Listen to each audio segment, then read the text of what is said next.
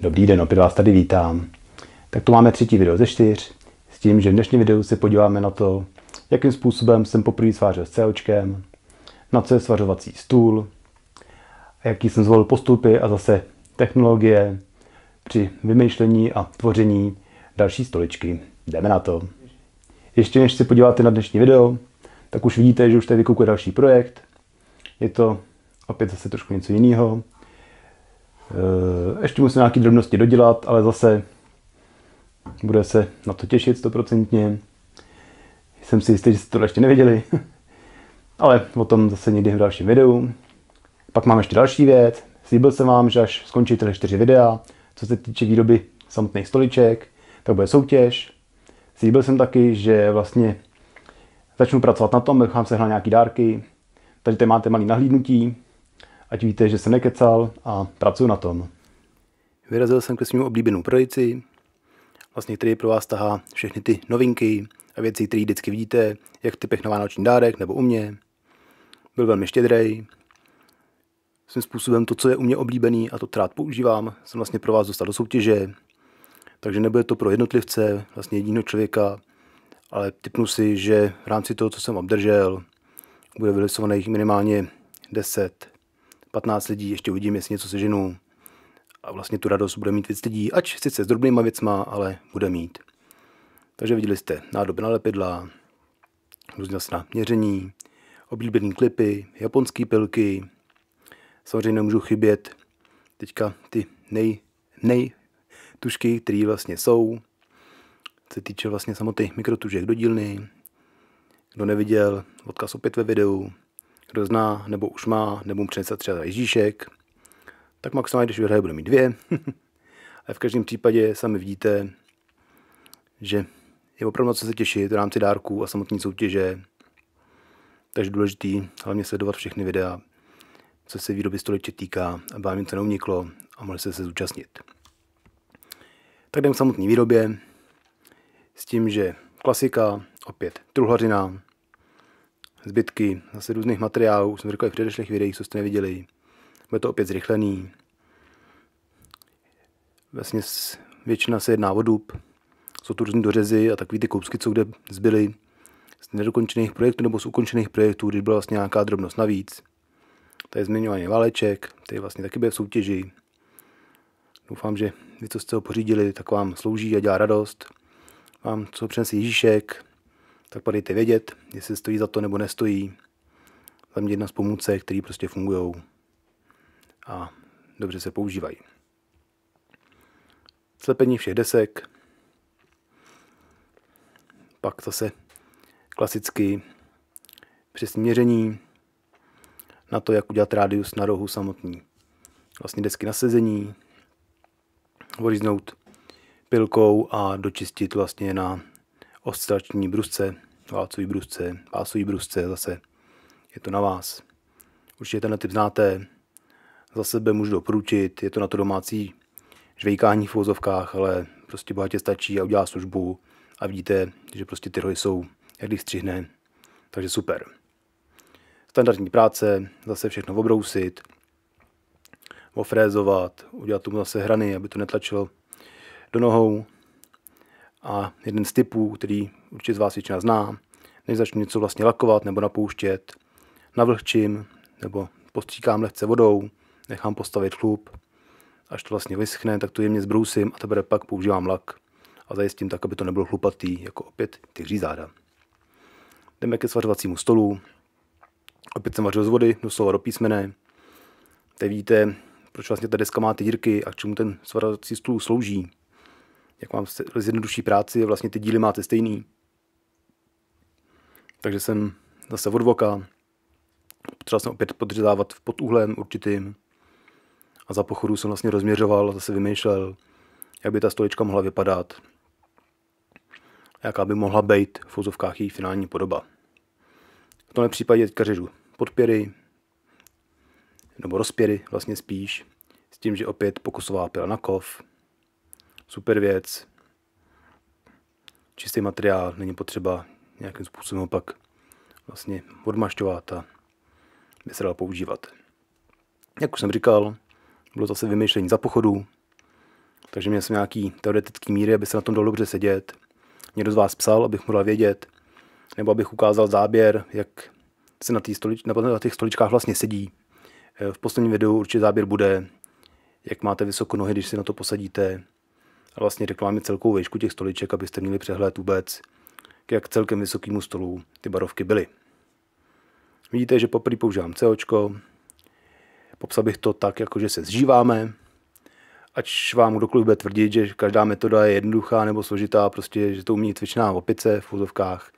Všechno má svý a všechno je potřeba se naučit, takže určitě COčko super, ale jak už jsem říkal, všechno má svý, je potřeba se mu trošku povinovat, takže zase cvičím, učím se a trénuju. Opět vidíte výhodu svařovacího stolu.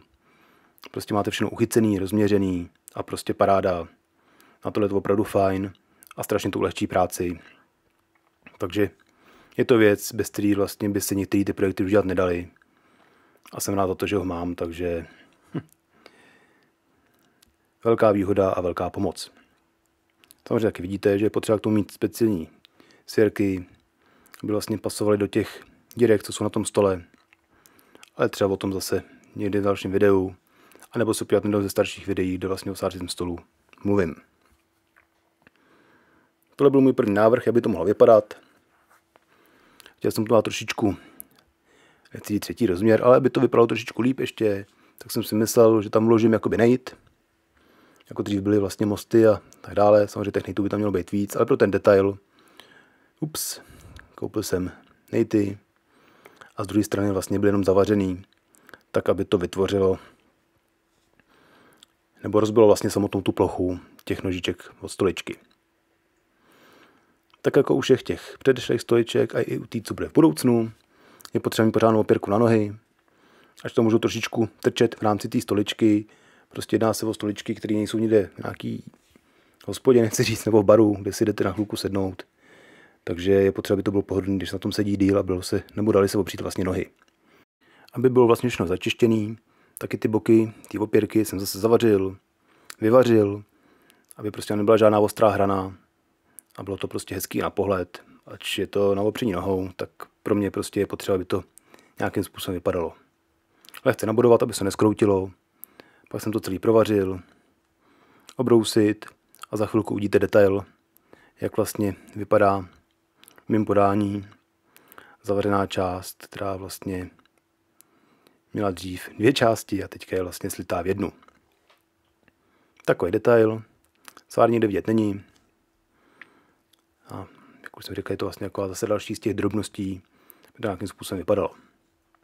Opět řezání pod úhlem, bylo vlastně potřeba vymyslet nebo zarovnat tak, aby ta opěrka byla v rovině se samotnou stoličkou s těma rozpěrama.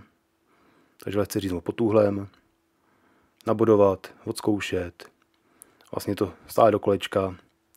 Taková hra, to COčko je v tom dobrý, že si jenom ťuknete, máte to přichycený, když je problém, zase ťuknete kladívkem, upadne to, nebo nemusíte ani kladívkem, když to nevěděli, tam budete. A pokud vám to sedí, zavaříte a hotovo. Tady je poslední věc, vrtám díru zase na samotnou vlastně závitou tyč, která bude na stoličce, aby se zase stolička dala polohovat. Tady už je stolička po briníru. Ptali jste se, proč brinír, jak se používá a tak dále. Zkouším. Já ho nepoužívám úplně 100%, jak by měl být používaný, protože by měl být několik vrstev, aby to vlastně bylo slitý úplně do černa v vozovkách. A já vlastně používám 2 vrstvy. Chci tam prostě tu patinu, jako kdyby to byla ta stolička už nějakým způsobem jetá. A mám prostě trošku jiný postup, ale rozhodně si brinír taky dostaneme. Já to jenom trošičku sjednotím a jak to nechám být. Tady vidíte detaily ohledně těch samotných nejtů, opěrku nohy. A vlastně, když se nabriníruje, tak je potřeba to očistit nějakou chemií a potom napustit celý olejem. No ten brinír vlastně, z toho briníru to vlastně vytáhne jakoby černou barvu, v fouzovkách vytáhne. Vlastně celý to trošku zčerná a pak to je za mě dokonalý prostě vzhled. A na tyhle věci a na to, co já chci vlastně v rámci toho industriálního stylu, je to super pomocník, jak už jsem říkal. A ušetří vlastně svým způsobem hodně času, než kdyby se to třeba lakovalo nebo se zkoušela nějakým způsobem dělat patina, jinak než tady tím stylem. Vidíte polohovací sezení. dubový vršek, opět lakovaný. To už jsme si říkali v předešlém videu, proč ty věci lakuju. Jestli někdo nevěděl, podívejte se. A takhle vlastně vypadá finále. 3. stoličky ze 4. 4. bude zase úplně jiná. Tentokrát jsou tady ty stoličky, vlastně ty 2 poslední. Jsou 4nožky, ne 3nožky, ale líbí se mi ta rozmanitost. Teďka bez záběru už na ty 2 předešlý, plus na tady tu, jak jsem slíbil v posledním videu, bude komplet 4, takže už zase vidíte u stolu. Vidíte, jak je to sladěný ostatníma. Někomu to už třeba přijde jako chaos, že každá je jiná, ale mě se ta rozmanitost líbí. A jen to aspoň nudný, když tam člověk leze. Je to prostě hezký, že jsou kus to originál. Takže to je podání mý 4. stoličky, mý 3. stoličky. A je zase na vás, co na to říkáte. Už jsme opět na konci videa, tak doufám, že se to líbilo. Samozřejmě platí, sledujte i předešlý videa, a to z důvodu soutěže, která se bude chystat, abyste měli přehled, až se budou nějaké věci ptát. V případě vašich dotazů, jako vždycky platí, odkazy jak na samotné vybavení, stroje, postupy i předešlý videa, v odkazu dole pod videem.